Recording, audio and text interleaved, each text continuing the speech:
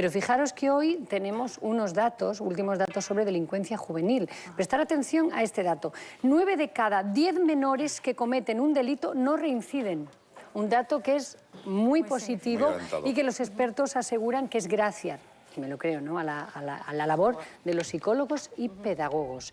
Adela, estos datos significan que el apoyo y los tratamientos de los profesionales, vamos, que vamos por el buen camino, ¿no?, que se está haciendo muy bien. Y que la ley del menor efectivamente tenía una bondad, una ratio, un origen, que es el que va iluminando todo este trayecto de los menores. Es decir, los menores están en una edad, están creciendo, todavía no están hechos y necesitan de esa segunda oportunidad.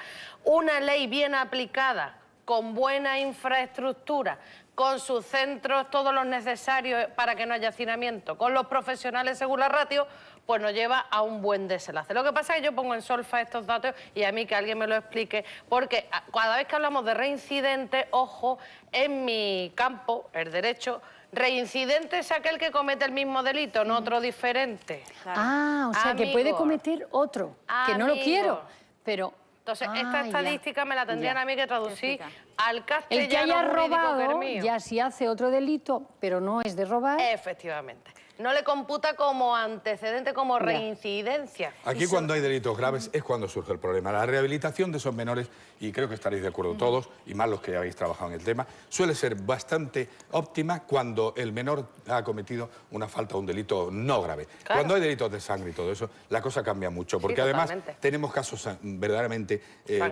muy sangrantes, porque hay gente que... A mí me gustaría que los psicólogos también nos ayudaran a entenderlo. ¿Cómo puedo yo entender que la maduración de un chico por unas horas implica su condena como autor de un delito, como adulto o no? Eso, insisto, si se mide esa responsabilidad y esa capacidad de madurez en los adultos, cuando un defensor dice, mire usted, es que mi defendido no es adulto, no se ha desarrollado. Deberían de basar el criterio de la edad es pobre. La edad de la pena.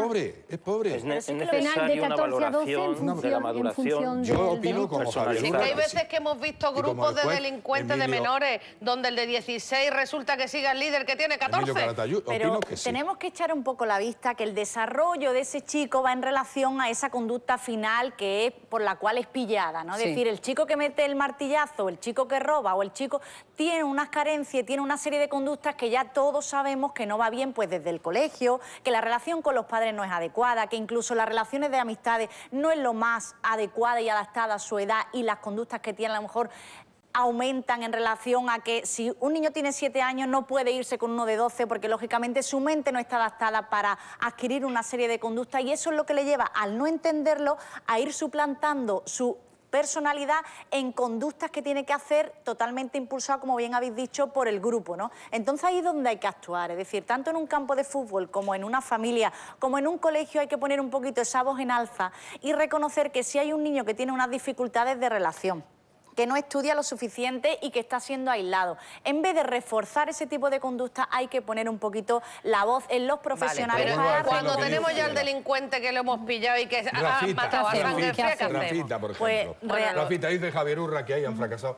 todos los intentos del equipo, porque pertenece a una familia que, según sus palabras, es una familia criminal y él tiene ese modelo. Vamos a ver, el éxito está... Sobre todo el gran problema es que después de todas las medidas que se pueden hacer a nivel rehabilitador, terapéutico, en los centros de menores, que afortunadamente desde hace ya años pues se están nutriendo de personal especializado y que tanto la pedagogía, la psicología, la educación están siendo las grandes herramientas de ayuda tanto al ámbito jurídico como al ámbito preventivo de violencia.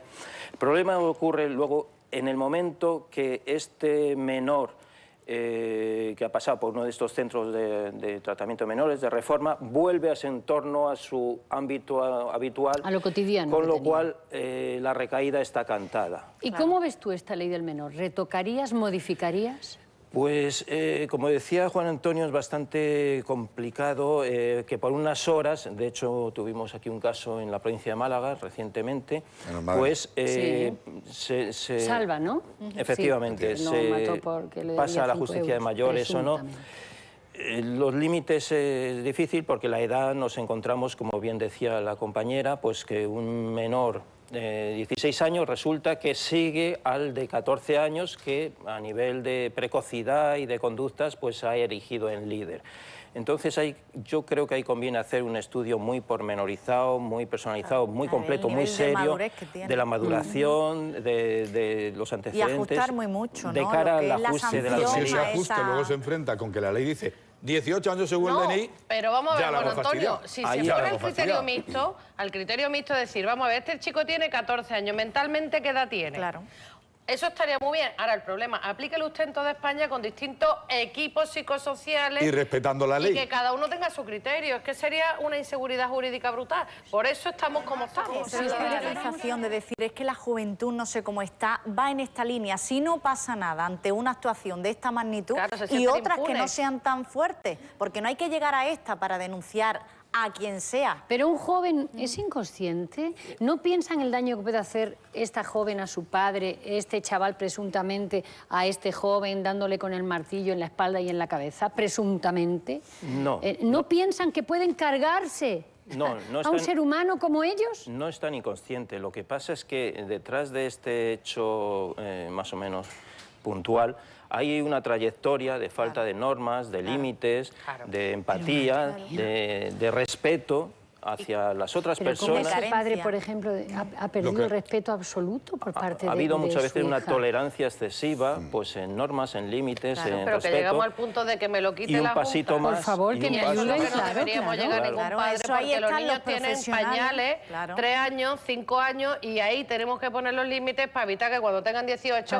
llamemos a la Junta de Andalucía, mire, que se lleven a mi niño que no lo aguanto. Está claro que los niños no llevan el manual de instrucción, pero sí es verdad que cuando yo como padre reconozco que no tengo las estrategias, los instrumentos necesarios adecuados para llevar una educación adecuada, tengo que utilizar a los profesionales. Hombre, que yo para quisiera eso están. yo quisiera añadir una pequeña cosa, y es que no vayamos a demonizar a todos los jóvenes. Entre los jóvenes, esta gente son minoría, y además solemos... Pero llama mucho la atención porque les dedicamos los minutos, porque se lo hace bien. Que otra vez pues por eso hay que viene el problema de la edad. por eso hay que Queremos sancionar decir, y tiene joven que tener consecuencias. es inconsciente, es viejo, es bondadoso. Pues mire usted, yo he conocido a muchos viejos que tenían muy mala Persona uva. buena y mala, Y da igual la he edad que conocido a tenga. jóvenes con mucho sentido Con común. mucha responsabilidad, claro. Nos llaman Carmen. Carmen, Pero desde sobre vamos todo a que empezar. eso, Es que en la mente humana es una incongruencia, es decir, un hijo no puede ver que sus padres se llevan mal. Por eso siempre en la base de cualquier indicación terapéutica está la buena comunicación y el buen diálogo entre los padres. ¿Qué hacemos, Los referentes son muy importantes y los modelos de los adultos, especialmente el padre y la madre, son fundamentales.